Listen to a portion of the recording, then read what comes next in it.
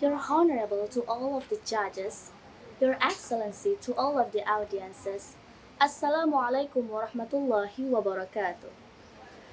All praises be to Allah, the Lord of the world, the Master of the day after, and the creator of everything in this universe. He has no partners, no children, no parents, and no one like him.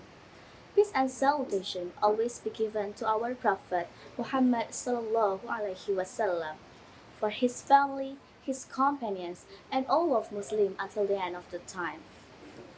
Ladies and gentlemen, we are now in digital age where everything is very sophisticated. Almost all of our activities are always financed with machines.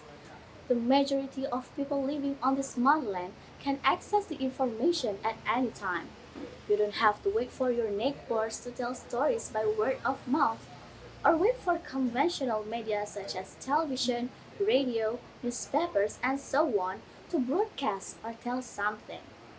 Now, it is enough to get information via mobile phone through the internet network that can be accessed anytime and anywhere. The presence of digital era has bring a lot of influence on the point of view of religious relationship, which is some of which can make the relationship that have been well built. The presence of hoaxes, hate speech, and teachings radical has grown a lot thanks to the presence of digital technology. Digital media, including social media, are often misused to the spread of the hoaxes, fake news, and hate speech that can have a bad impact on many parties because it can be propaganda someone to muddy the atmosphere, to pit one against each other, and to destroy the social order of society. Hoaxes can be produced easily and then spread to all levels of society without regardless of social strata, so that anyone is easily trapped and deceived by hoaxes, especially if the hoax is related to religious issues. Of course, Indonesian society, which consists of several religions and beliefs, will be disturbed and pitted against each other. Connection between religious communities will become heated. It can even result in on the emergence of mutual suspicious, hostility, and committing acts of the violence. The danger is if it is a hoax and then people respond to it who believe the information by taking action of hate speech. Hoaxes are becoming increasingly common when new media are not real credibility and whoever the people behind it participate in producing and disseminate the information. Unfortunately, some people swallow the information raw and strongly believe the information without seeking comparative information at other media.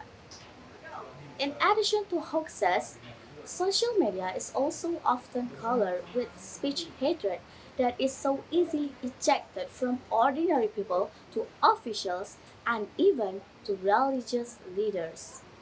This hate speech is also very dangerous because it can ignite the emotion of the masses, especially if the hoax is related to certain issues such as religious issues and the sources or who convey it is important figures such as religious figures.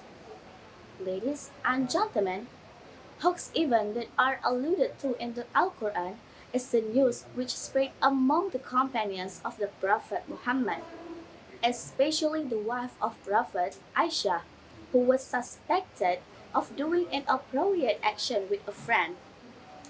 This was then spread to all of the Muslims at the time.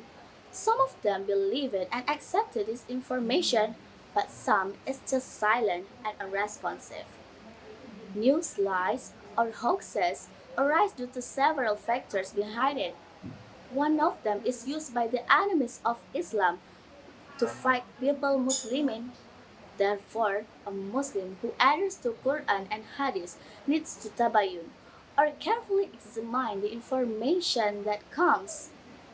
As God has explained in the Quran, Surah Al-Hujurat, verse 6, Allah says, Bismillahirrahmanirrahim. يا أيها الذين آمنوا إن جاءكم فاسق بنبأ فتبينوا أن تصيبوا قوما بجهالة فتصبحوا على ما فعلتم نادمين. Which is the meaning? O you who believe, if a wicked person comes to you with something news, so check carefully, so that you you don't inflict any misfortune upon you, a people, and we, I'm sorry, so that you don't have to inflict any misfortune upon you, a people, without knowing any circumstance that caused you to regret what you did. Ladies and gentlemen, Islam teaches humans to say good things to others, not to ridicule or commit acts of violence and coercion. Even when receiving information, Islam recommends to clarifying and finding out the truth of information obtained, including finding out its origin. Politeness and communication ethics are not only used in the real world, but also should be used in social media. Allah threatens that anyone who spreads false news will be severely punished.